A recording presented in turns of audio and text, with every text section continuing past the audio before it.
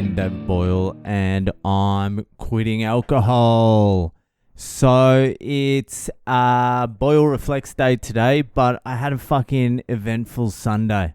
So I'm going to mishmash it together. I'm going to fucking put in some Sunday action, and then I'm going to reflect on my journey, okay? So this Sunday, it was meant to be a cruisy Sunday for me, but fucking somehow my wife tweaked her back or something. I don't know, pulled a muscle and was basically immobile from 10 a.m., which puts the burden of the rest of the day on my shoulders completely early in the morning as well. 10 a.m. Couldn't she have tweaked her back like 3 p.m. or something, or 4 p.m.? Anyway, she didn't. It happened in the morning. I wanted to watch the UFC, but it turns out I missed that anyway because it was in London and it was on earlier than normal, so I fucking missed it. Not that I would have been able to watch it anyway, but the worst thing that happened was my son was going to a birthday party today from 2 till 4 p.m. and that's not normally my gig. That's not my gig ever. I'm not a parent interactor. I'm not a kid interactor either.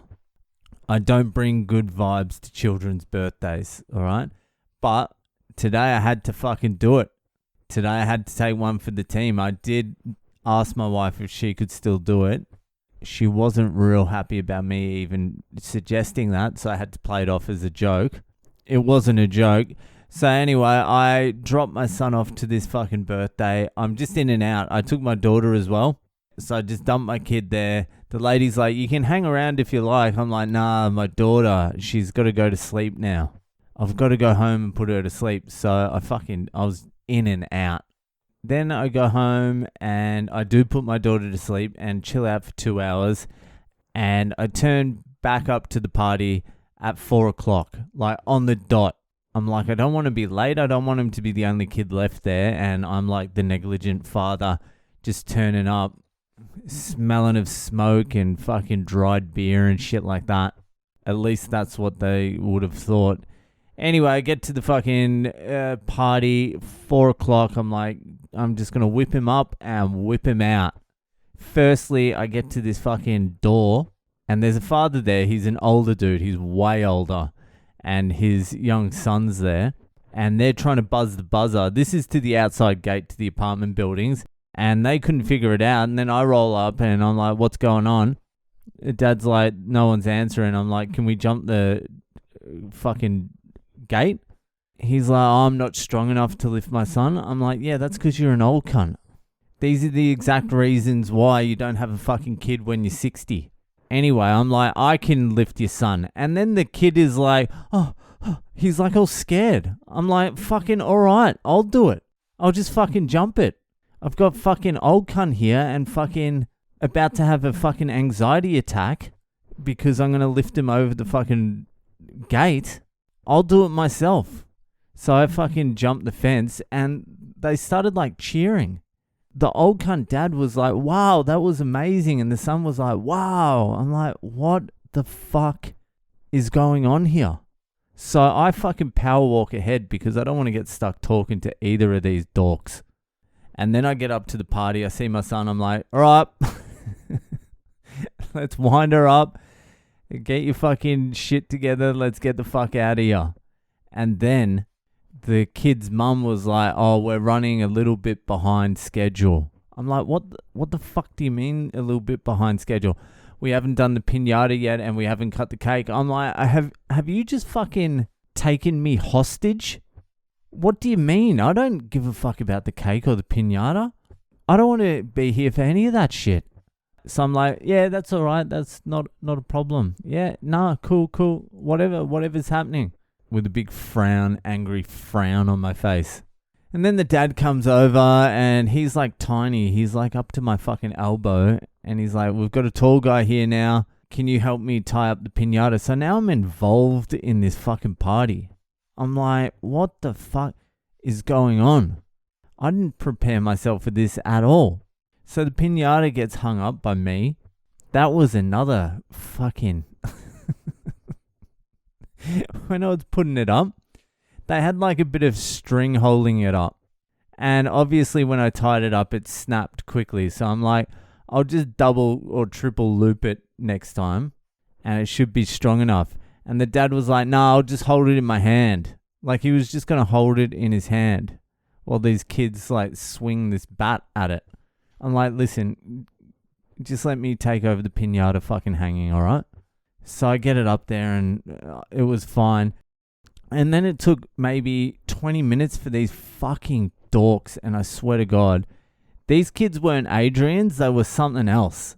They were a different level. Honestly, I reckon every single one of them was on the spectrum in some way. Except my son, of course. Although I'd need an outside observer to confirm that. So I'm just staring at these kids and just going, what the fuck? Like they're retarded. Every single one of them. I'm like, is this the future? Is this really the fucking future? I'm also like, I can't have my kid fucking mingling with these dweebs. It was a real mishmash of retarded little kids at this party. Like it took them over 200 hits combined to smash up this piñata. Anyway, the piñata finally gets fucking thing. The cake comes out. I don't know what's going on now. I'm like, how much longer is this going to take? So I'm sitting there like, yeah, happy birthday. I didn't even know the cunt's name. Happy birthday to... And his mum's standing next to me filming, so I'm like, I have to sing a little bit better than this because she's recording. I'm just like, what the fuck is this? And the parents seem to know each other as well. I see them talking at school to each other, and I didn't know they were in my son's class, their kids. I'm like, why are you all talking to each other? Are they just trying to make the best of a bad situation, or do they think this is a good situation? It's fucking wild. I don't know, but fucking, I got held fucking hostage there for like 45 minutes. And this is what I do know. If my wife hasn't recovered from her injury by the next fucking dweeb party, spectrum fucking celebration, then fucking we're looking at divorce. I'm not taking the reins on that again. Anyway, so that's my fucking Sunday. What a fucking waste of time. And then I came home and had to listen to my own shit for fucking like a couple of hours. And what was it? It was day 100 to day 140 or day 101 to 140. And I was starting to hit episodes that had stuck in my mind for quite a while. I was like, oh, I really don't want to listen to this. Like episodes that had been running in my head. Oh, did I really say that? Oh, God. I remember saying this. Oh, fuck. But when I got to the episodes, I was like, oh, it's not even that bad. You know what I mean? Like I'd fucking built these things that I may have said up in my head to be something they're not. And I guess we do that with a lot of things, don't we? Like this episode, if one of the parents gets hold of this, I will have built it up in my head to be something that it probably is, to be fair. It is something to be fucking concerned about. But yeah, from day 100 to 140, doesn't sound like I'm fucking making much progress in anything, really. I've just given up smoking again for 6 weeks. 6 weeks I decided to give up smoking for. I was up to a pack a day, and I'm like, I need to break the cycle. 6 weeks, and my heart's not in it at all. I can't even remember if I made the full 6 weeks. By the way it sounded, I highly doubt it. Here's the thing, going back and listening now, I know all the mistakes I made early on that if I was to do it again, I would fix the mistakes. Like one of the glaring mistakes is I wasn't exercising. The only thing I did was stop drinking.